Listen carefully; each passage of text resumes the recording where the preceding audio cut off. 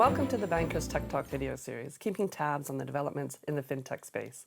I'm Joy Macknight, Managing Editor at The Banker, and I'm joined by Erin Platts, Head of Europe, the Middle East and Africa, and President of Silicon Valley Bank's UK branch.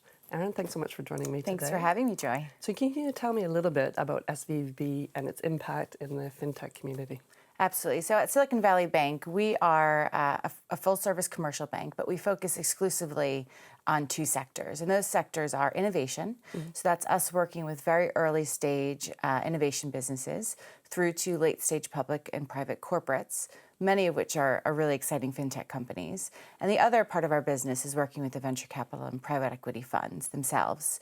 So if you think about SVB in terms of the what we do, it's banking, foreign exchange, cash management, full suite of lending products, again, to those two sectors. But really the how is, I think, really what differentiates us and why a lot of those fintech firms would choose to work with Silicon Valley Bank.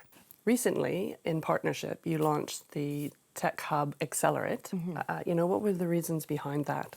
Absolutely. So we've known Elizabeth Varley, the founder and CEO of Tech Hub, for quite a long time.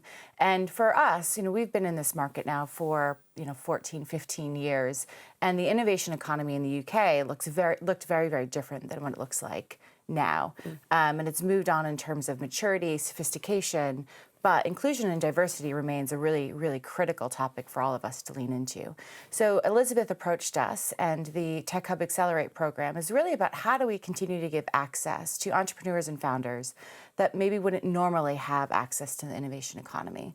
So we partnered with and sponsored this program, which is funding entrepreneurs from diverse backgrounds. So that could be gender, ethnicity, sexual orientation, you name it.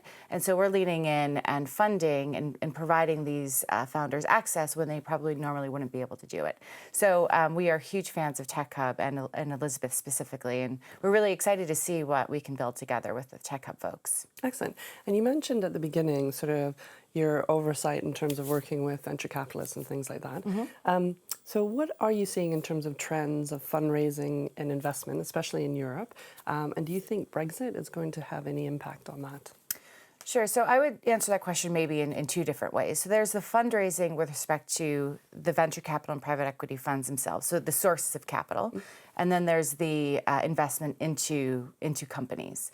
So both actually have been up and to the right. So if you look at 2018 on a pan-European basis, the amount of in venture capital and private equity is about $25 billion. And year to date, it's about sort of half that. But we tend to see Q4 being a pretty active period of time. Similar stats on the fundraising on the European side from a company perspective. So in general, there's a lot of capital available to these companies, to these innovation companies, I would say both domestically and internationally. And it's important to note that access to capital is obviously a huge priority for our companies. So every year we launch our Startup Outlook globally, which is where we talk to founders, entrepreneurs. We ask them about business conditions, macroeconomic events, talent, fundraising. And for the past 3 or 4 years, it's been a pretty favorable fundraising environment.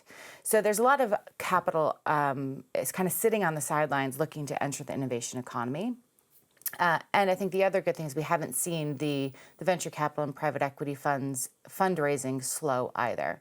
So it leads me and us to be pretty bullish over the next couple of years with respect to European, UK innovation. But there is a but with respect to Brexit. We have seen some effects of Brexit across our portfolio.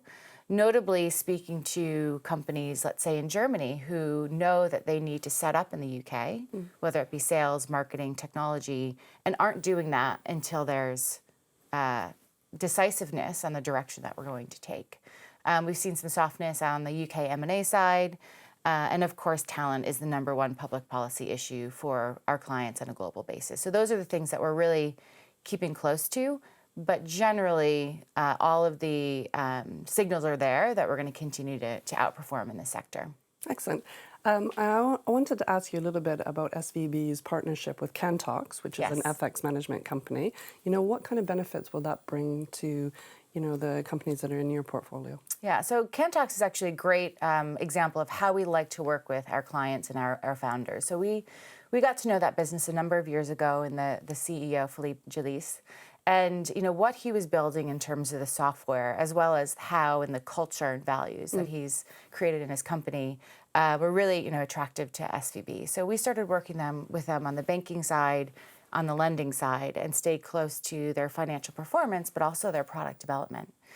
And what we found is across our client base, we've got a really fast growth client base that are global from almost day one. And we looked across our foreign exchange management platform and actually saw a gap in what we could offer. And we worked with Kentox to partner with them to help us fill that gap for our clients, which is really about micro hedging. So that's really what together Kentox and Silicon Valley Bank have worked to deliver for that fast growth international client base. And again, it's a really great story of how we kind of took this journey with this founder, and we're really excited to be the first bank to announce that partnership with Kentox. Excellent. Well, thank you so much for your insights, Erin. Thank you very much.